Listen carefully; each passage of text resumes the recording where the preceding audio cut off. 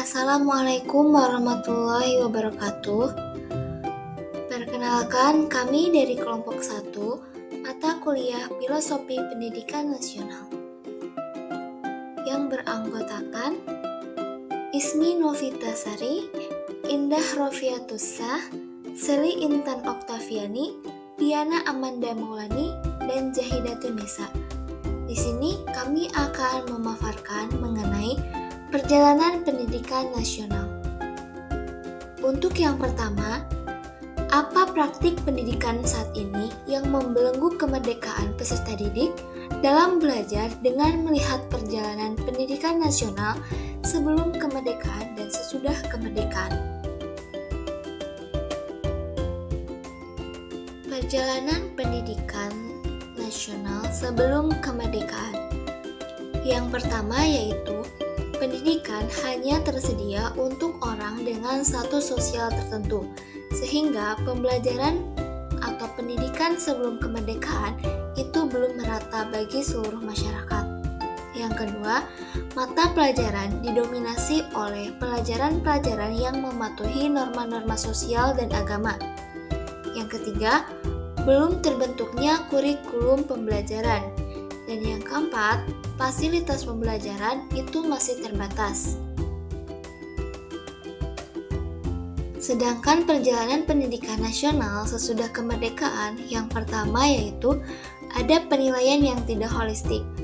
Maksud dari penilaian yang tidak holistik yaitu penilaian yang hanya fokus pada tes tertulis dan angka-angka, sehingga dapat mengabaikan aspek-aspek penting lainnya seperti keterampilan sosial peserta didik, kreativitas, dan pemecahan masalah peserta didik. Yang kedua, model pembelajaran yang tidak interaktif. Yang ketiga, metode pengajaran cenderung tradisional.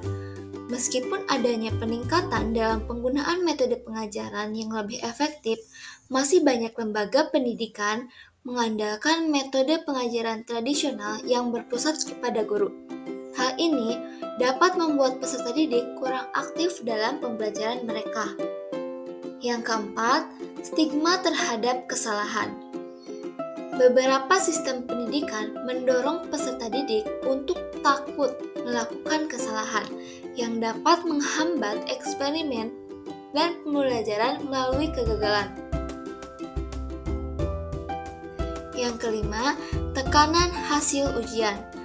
Terlalu banyaknya penekanan pada ujian standar dan nilai akademik dapat membuat peserta didik lebih fokus pada mencapai nilai tinggi daripada pemahaman konsep mereka.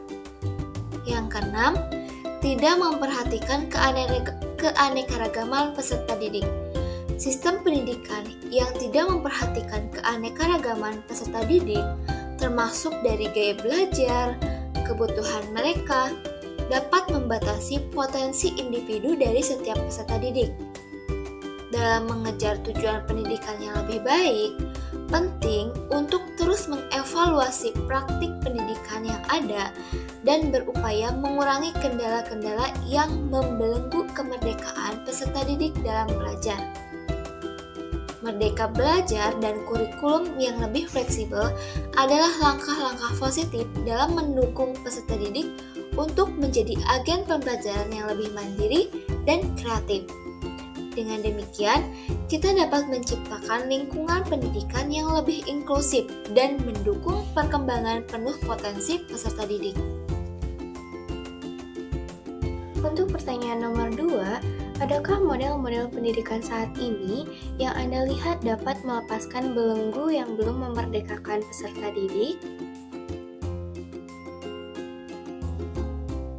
Jawabannya adalah model kurikulum Merdeka Belajar yang sedang dipelajari saat ini diupayakan untuk melepaskan belenggu belajar dalam pendidikan di Indonesia baik bagi guru maupun peserta didik. Kurikulum Merdeka menggunakan prinsip yang ada pada pembelajaran paradigma baru, di mana guru diberikan kebebasan dalam merumuskan perencanaan dan pelaksanaan pembelajaran, serta asesmen untuk mengukur hasil belajar peserta didik.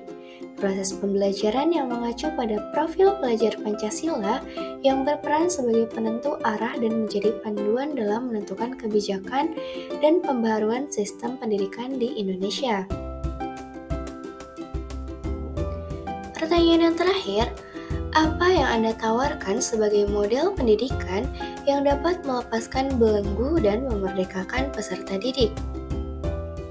Merancang sebuah kegiatan pembelajaran yang menarik, interaktif, konstruktif, serta dapat melatih peserta didik bukan hanya memahami pengetahuan, tapi juga keterampilan yang mereka butuhkan dalam kehidupan sehari-hari.